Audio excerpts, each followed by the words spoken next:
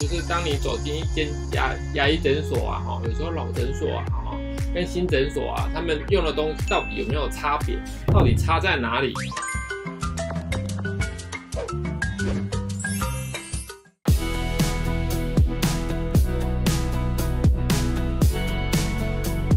三宝给科讲出去，咖喱去去假巴黎。大家好，我是三宝牙医吴医师哈。今天跟大家分享有几个啦哈。第一个消毒跟面具，是到底有什么差别？我们有几个单元可以跟大家分享啊，就是当你走进一间牙医诊所啊，有时候老诊所啊，跟新诊所啊，他们用的东西到底有没有差别？到底差在哪里？就是跟大家分享这个部分。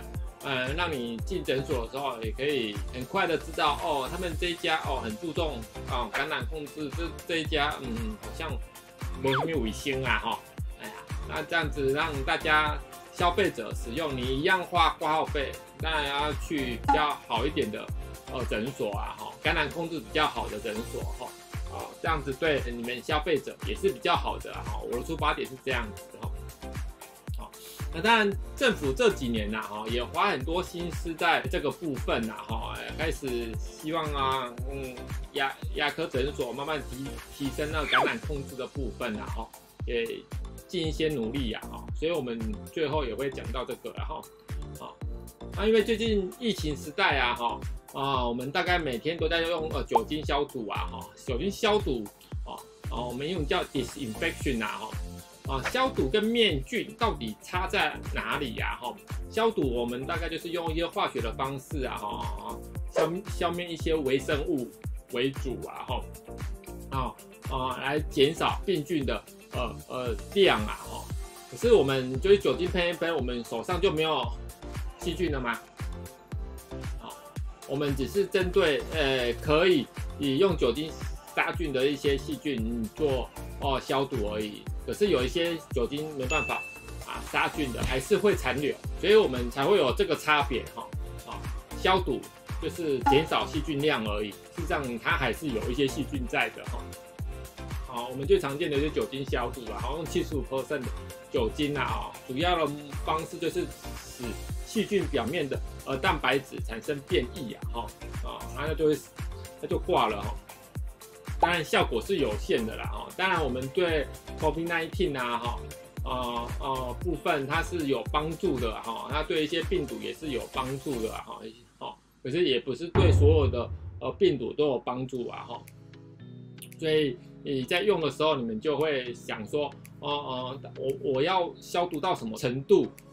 那我们医疗用的器械要求的是更高我们要求的是灭菌的来灭菌的过程就比较搞纲就是要把一个物品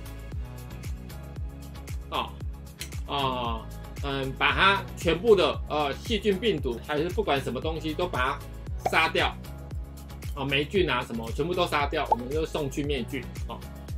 你说一颗牙齿做根管治疗能不能做到灭菌？不可能。这样子啦除非你把你的牙齿拔下来，送去高温高压出来这个牙齿就是什么是无菌的，这样懂吗？所以我们常见的方式有什么？高温高压化学物品放射线放射线有时候我们牙科器械有一些是抛弃式的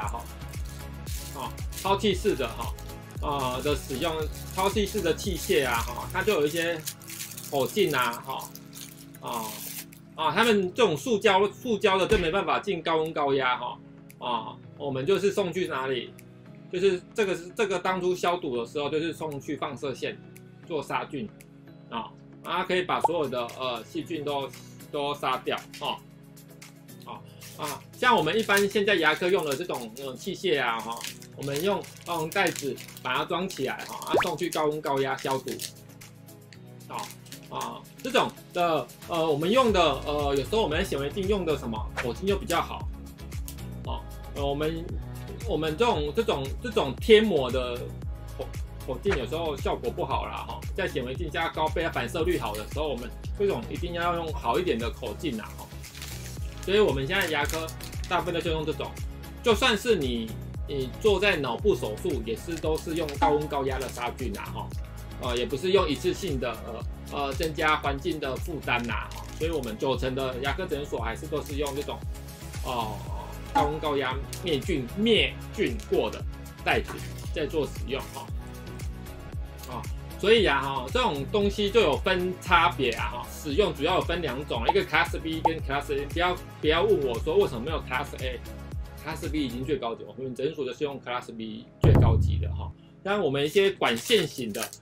器械我们牙科有一些高速手机那种管线型的，里面有细菌病毒有没有残留在里面，这个差别就差在它有没有抽真空。我们用的那个高温高压锅有没有抽真空，它就把里面的空气全部抽掉，所以我们用的比较好啦 Class B， 那费用就会很高啦。右边那种就是传统火车头，这种一般的表面器械水汽压力比较好渗透进去，比较容易渗透进去，就表面的杀菌就 OK 所以我们诊所就要求的比较高，所以就用到 Class B 等级以上的另外一种就是 Class N， 就是一般的火车头，那费用就差很多了20-30万以上都有那如果传统火车头几万块就有了所以差15倍到20倍以上都有可能这些费用你从外表是看不出来，你也不知道这间诊所是用哪一种的消毒方式好，接下来讲到牙科的出血的管线的部分一般你的印象是因为漱口而已嘛就自来水接嘛事实上有些诊所老旧的诊所都是这样，我们新的诊所除了会经过一套逆渗透以外把水过滤掉，可是呢管线一旦久了之后会怎样？事实上它会长一些垢所以我们诊所还多做了管线消毒的部分，来做椅子出水的部分所以我们的管线可以经过 SGS 检验所以在病人漱口再吞下去也没有关系，我们的管线是非常干净的所以不用太担心，可以达到生饮状态我有啉给你看这个就是影片喝给你看这样子讲解整个消毒过程之后，大家都对牙科的消毒过程有个初步的印象。接下来我们在另外一部影片会跟大家分享怎么做牙科是怎么做细节那消毒的流程是怎样记得帮我们按赞分享跟订阅谢谢，拜拜。